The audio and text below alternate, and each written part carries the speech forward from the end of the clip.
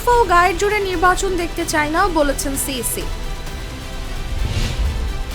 Autorickshaw চালকদের কর্মসূচি স্থগিত, ডিএমপির সঙ্গে বৈঠক সোমবার। উচ্চ আদালতের নির্দেশনার আলোকে অটোরিকশা সমস্যার সমাধান বলেছেন স্বরাষ্ট্র উপদেষ্টা। জিএসপি সুবিধা পাওয়ার আশা বাণিজ্য উপদেষ্টার। 5 বিসিএসে নিয়োগ পাবে 18,149 জন।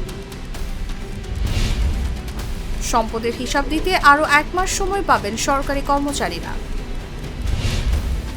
ছাপায় পিছিয়ে এনসিটিবি, শঙ্কায় বই উৎসব।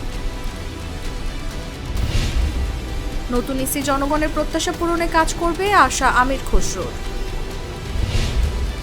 নয়াদিল্লি লন্ডনের নতুন প্রেস মিনিস্টার ফয়সাল আকবর। বিগত নির্বাচন কমিশনকে বিচারের আওতায় আনার কথা বলছে সবাই, বলেছেন বদিউল আলম।